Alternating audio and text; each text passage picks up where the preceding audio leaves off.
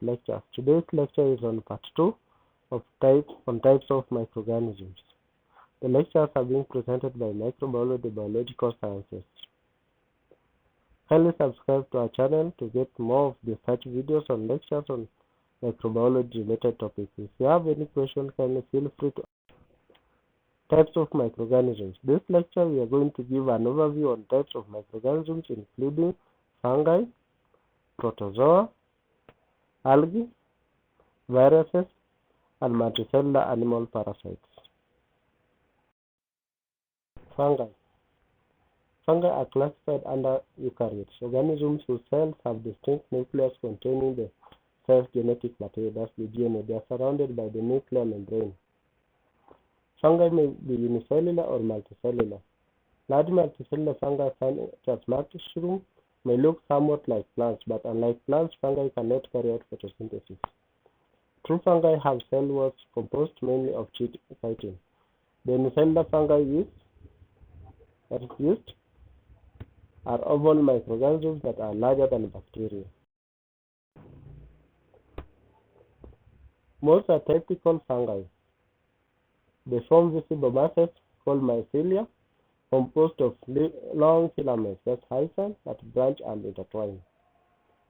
The cottony growth sometimes found on bread and fruit are molds mycelia. Fungi reproduce both sexually and asexually. They obtain nourishment by absorbing organic material from the environment, that is from the soil, seawater, freshwater, or animal or plant hosts. Protozoa. They are unicellular eukaryotic microorganisms. They move by pseudopods, flagella, or cilia.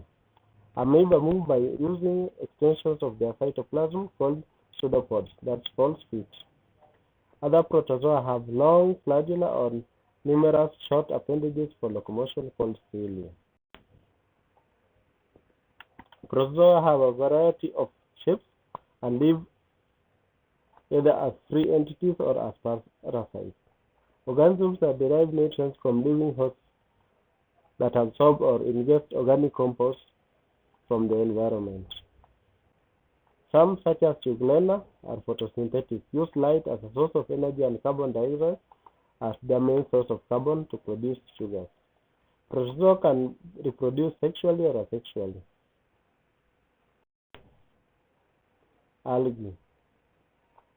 They are photosynthetic eukaryotes with a wide variety of shapes. They reproduce sexually and asexually. The algae of interest to microbiologists are usually unicellular.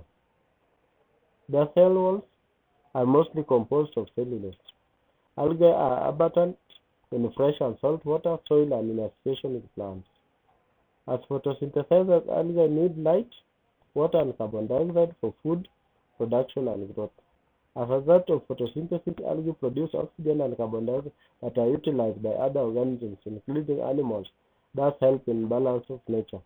And that explains why algae do not need to absorb any substances from the environment.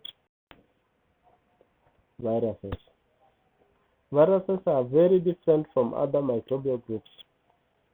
They are so small and they are acellular, that is, they don't have cells. They are not cells actually. Structurally, they are very simple. A virus particle contains a core made of only one type of nucleic acid. It's either DNA or RNA. This core is surrounded by a protein coat, which is sometimes encased by a lipid membrane called envelope. All living cells have RNA and DNA. They can carry out chemical reactions and can reproduce as cells sufficient units. Viruses can reproduce only by using the cellular mechanisms, machinery of other organisms. Thus, viruses are considered to be living only when they multiply within the host cells they infect.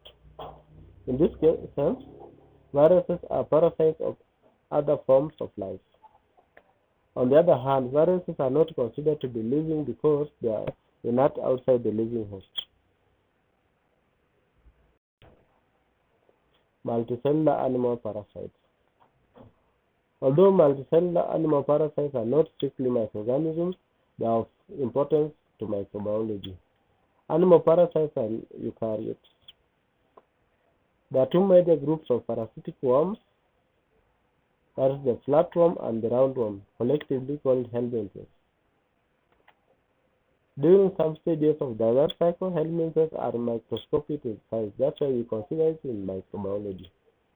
Laboratory identification of these organisms include many of the same techniques used for identifying other microorganisms. Thank you for viewing our lecture. That was our lecture 12. Our next lecture will be on history of microbiology. Kindly subscribe to our channel to stay tuned and view more of our lectures as they come. Thank you for viewing. Bye-bye.